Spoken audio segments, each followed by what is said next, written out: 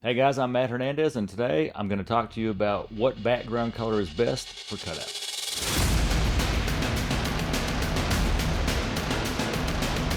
Okay, so it is senior banner time because school's coming back after summer break, and you may not be watching it at that time, but that's it was when I recorded this. So I thought that was an appropriate topic. It was something that I struggle with or have struggled with a lot. I've actually never done the comparison, like what's going to be the best color to cut people out to make a good selection and cut them out the easiest. So I decided to test it. And what I've always thought is that black was best. And I do actually have another video on how to kind of work around getting detail around the edges and cut them out, cut people out, but also kind of cheat a little bit and fake it to get extra detail. So if you want to watch that video, we'll link it down below. But there's also white. A lot of people like that. A lot of people like gray. And then, of course, there is green or blue screen, which I have used before, and it seemed to work pretty well.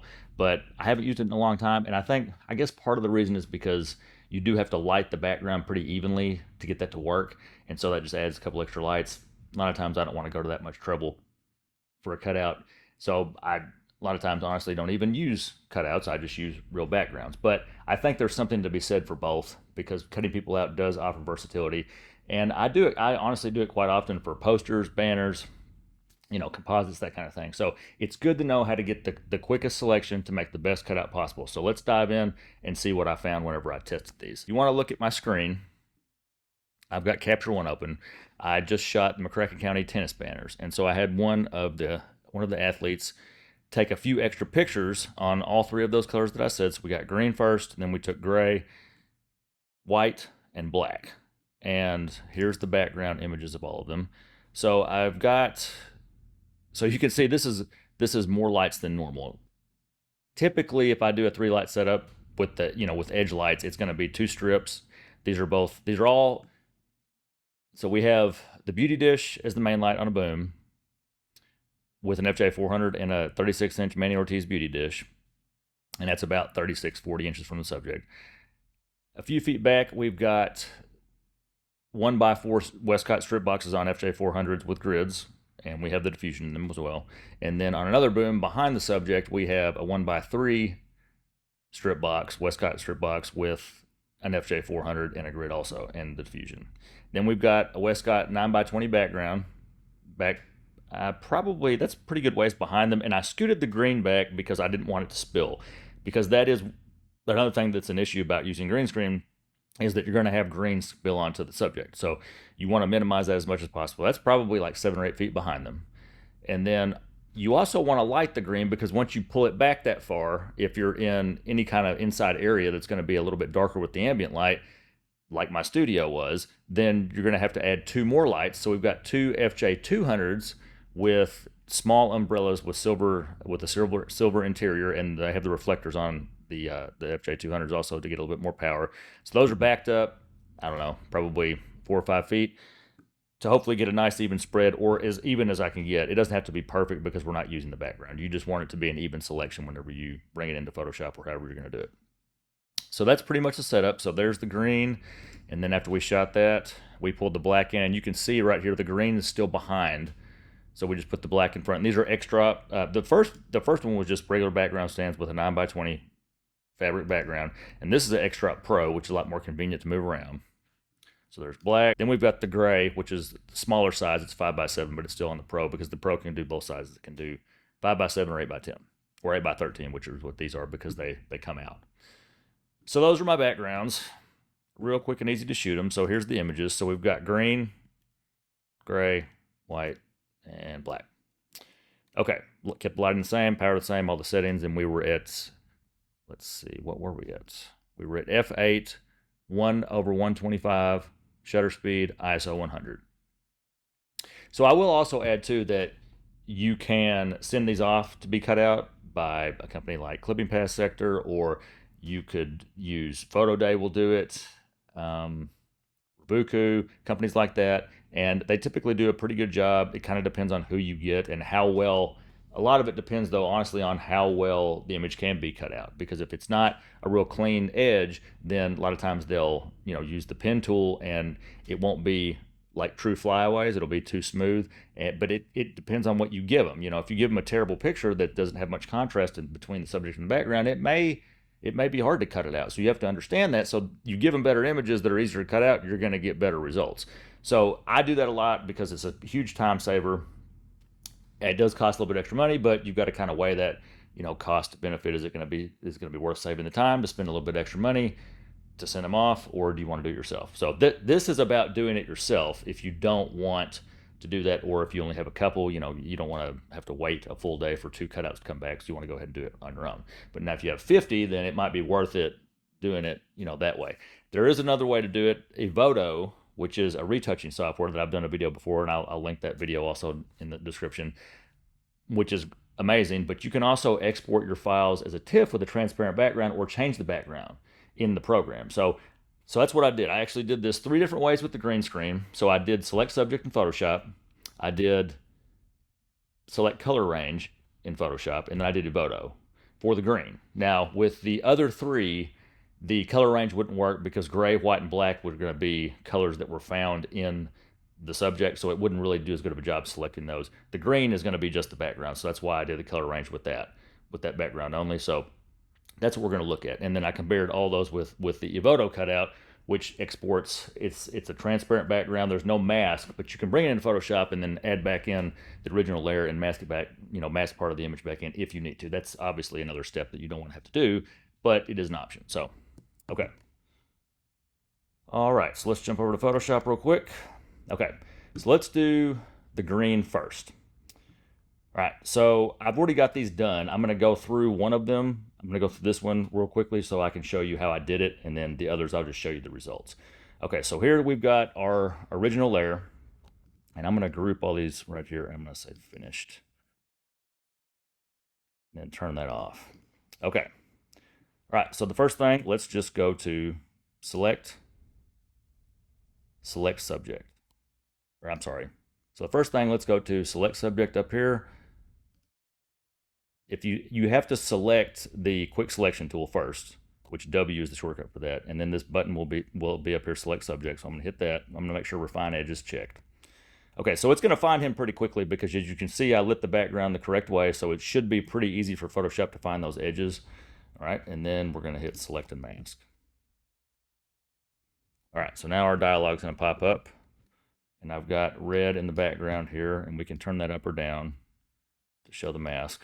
Okay, so it's not going to be perfect right away, but let's just hit refine hair and see what happens. Okay, so it did pretty good. You can see it missed some. So what I'm going to do is I'm going to select this brush tool, and this is going to fill in the areas that we missed completely. So I can tell it didn't get all of his hair right there. And I'm just using the mouse to do this. A Wacom tablet would probably be a little bit better for something like this. I don't have it with me currently, but I normally would use that. So if you hold Option, if you're on plus, then it'll switch to minus. Let's just get that little green chunk out of there.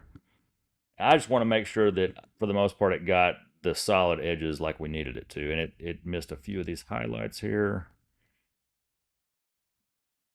Okay, so I'm not going to do the whole image because I pretty much did that earlier, and I don't want to waste your time. But that's pretty much what I'm going to do is go around with the brush first, just make sure there's no big chunks missing. And then I'm going to come back up here to the hair, and I'm going to select the Refine Edge. Make sure that's what it's called. Refine Edge brush right here. All right, so what I'm going to do, and also Control Option makes your brush bigger and smaller, and then up and down. If you mouse left and right, up and down makes it softer and harder.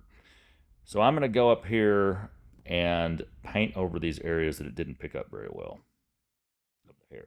And then it should grab it. Now I want to be careful and not go too deep into the hair. So it did pretty good on most of it, looks like.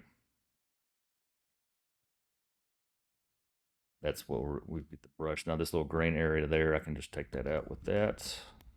I'm going to get this part right here, back up his arm and the bottom of his arm.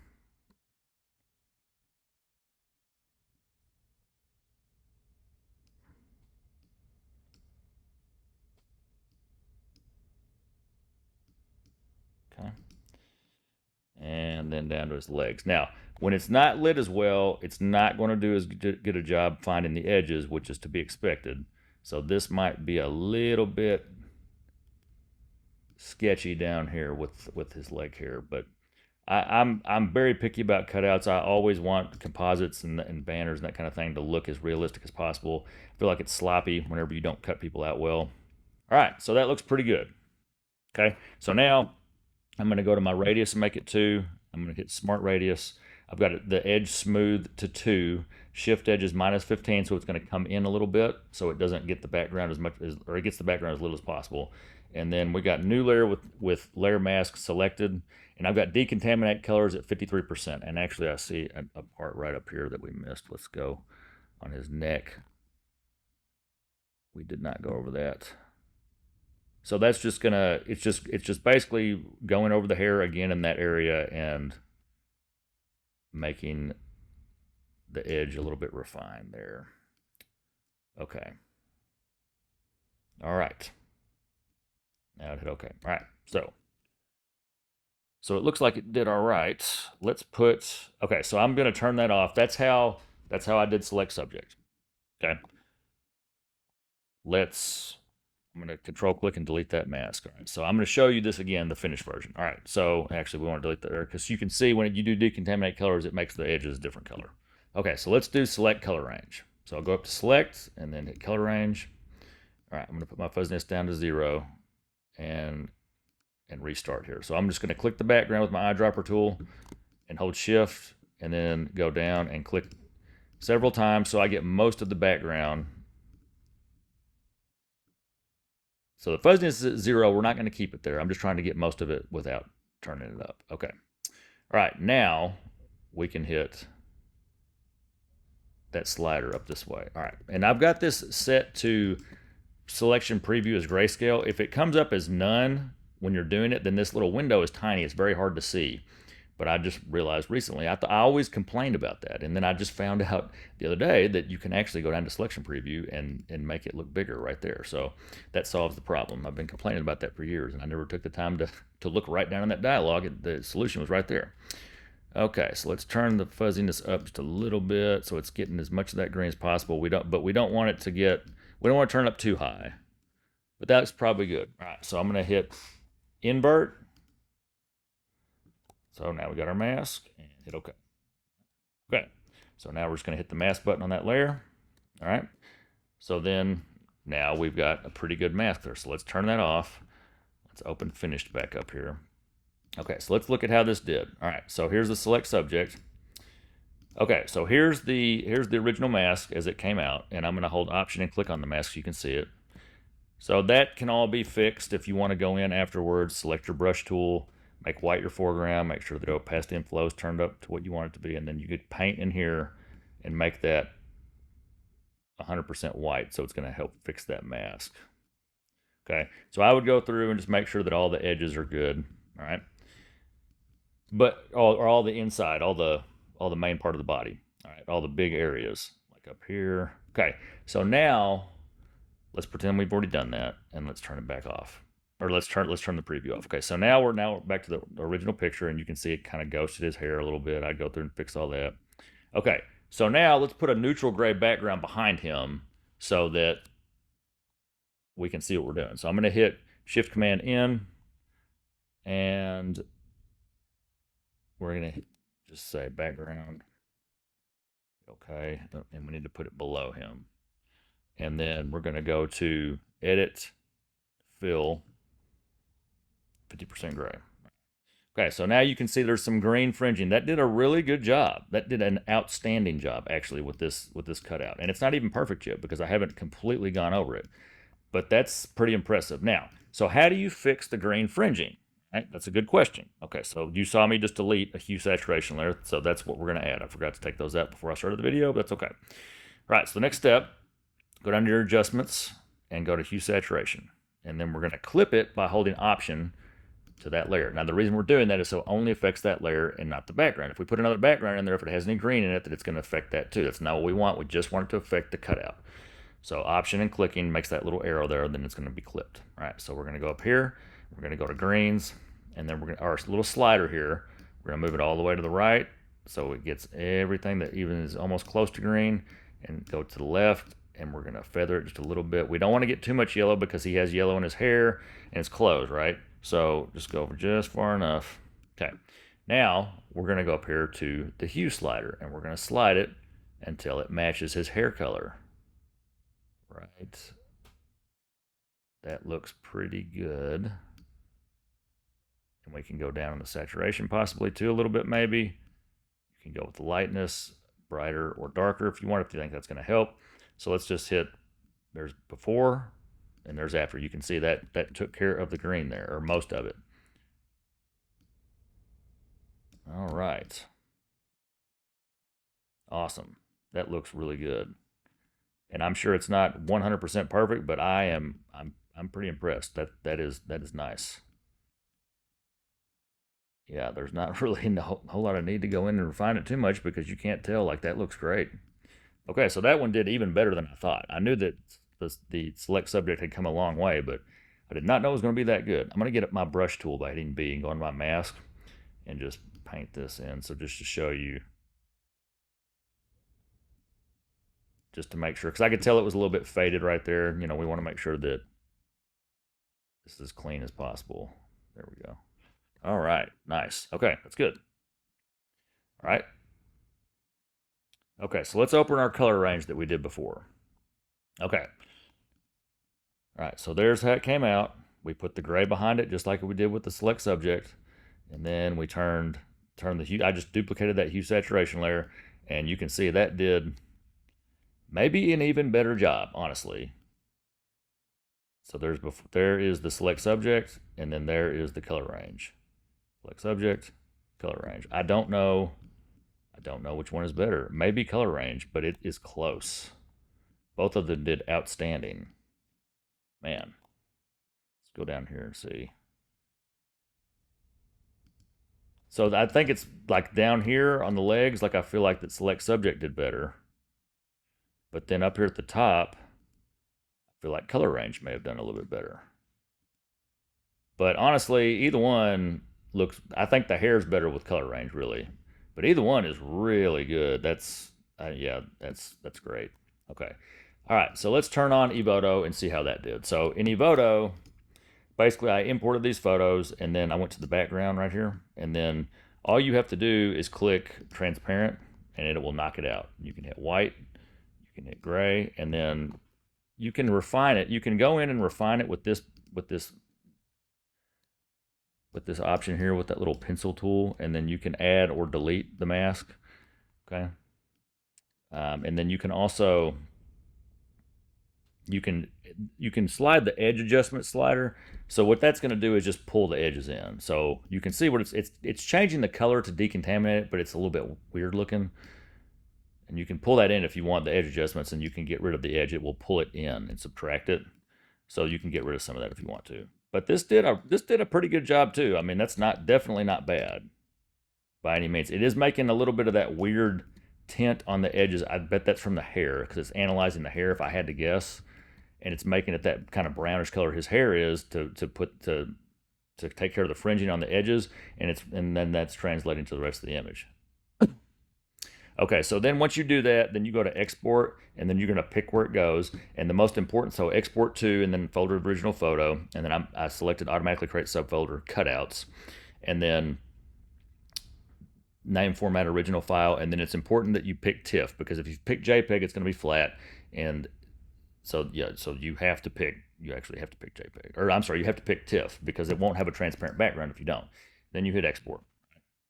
Okay, so let's go back.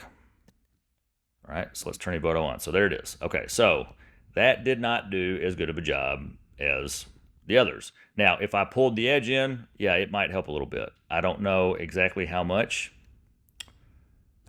I have to play with it, but it definitely, and you can see the color, the edges is kind of that weird, like magenta tint or whatever. Like, that looks pretty good. This looks pretty good.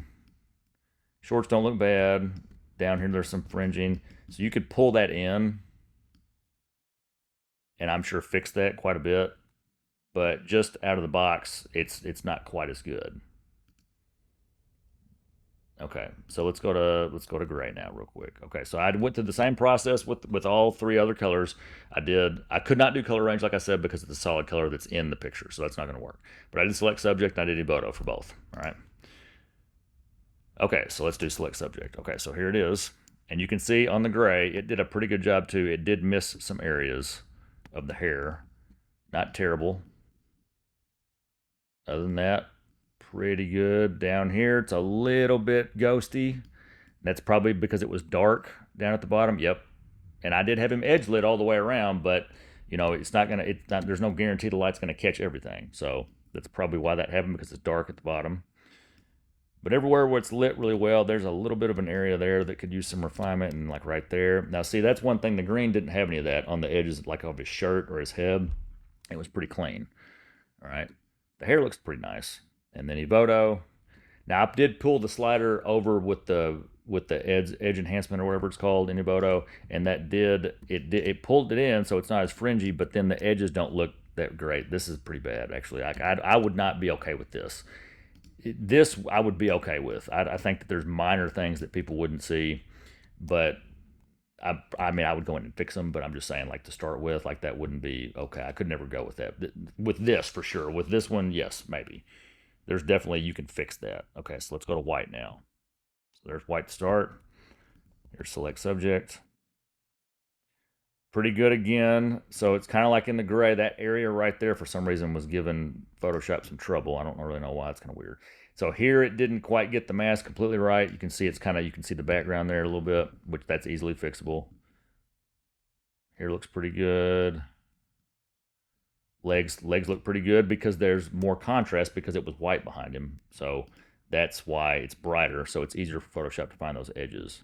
So this was my point earlier, that you have to give yourself the best chance to succeed. So that's why I'm doing this video to begin with, is because I want to pick the best color we can get to make it the easiest as easy as possible, whether you're doing the cutout or whether somebody else is doing it for you. So not bad. I would say right now green's in the lead with white in second. Okay, let's go to the Evoto with white. That's not very good either. So Evoto has not done very well with with white or gray, either one. Yeah, okay.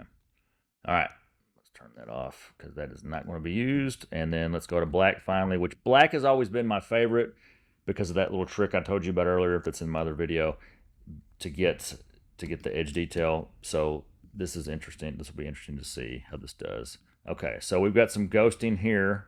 On the inside, I can definitely fix that. Up here, there's some contaminant, like some fringing going on. It's not terrible. Definitely, you can see some here. That's not good. That's not great right there. That mist right there. Mist right here. Now, I did have a little bit of flare on the image, and that could be why, but still, I would think it would have seen that. But because the background is the same color as his shirt, that's probably why it had a little bit of trouble. But his elbow should have been fine, although it is darker there. So that could be the issue. So if you're gonna have black in your image and it's on the edges, then that's gonna give you problems because Photoshop can't see the difference, right? Not great, not awful. It's kind of in between down here. Okay, let's turn Evoto on, see how it did. Yeah, still got that halo around the edges, a lot of fringing going on. So not impressed with. I mean, I think that could be worked on probably, but this is just shows you that Photoshop at the end of the day is better for cutouts, as long as you have a good image to get the cutout from. Okay, so let's zoom into 100% and look at all of them. So there's black, there is white, there's gray, and then there's green. And green is by far the winner, I think. There's very minimal issues. I mean, I'm honestly very impressed. And not only so green wins, and color range is better than select subject, although it was pretty close. I will say that. Select subject did do better down here for sure, but either one of these two, I think, is going to be a great choice. I mean, that's really nice. Yeah. So I'd say color range gets a slight edge, but not by much. Edge, no pun intended. Okay, that was corny. Okay. All right. So I hope that helps with your senior banners, cutouts, composites, that kind of thing. It doesn't have to be for senior banners, but I know that it's going to help me because now I know that when I can shoot on green, it's probably a good idea to, because not only is it going to make the cutouts easier for me to do if I want to do them, but if somebody else does them for me, it's going to make them easier for them. So they'll hopefully get them back to me faster. So I hope you guys enjoyed that. Hopefully it helps. If it did, I'd appreciate a like and subscribe. Make sure you hit the bell so you get notified when we post new content. There's going to be a lot more to come. We'll see you next time.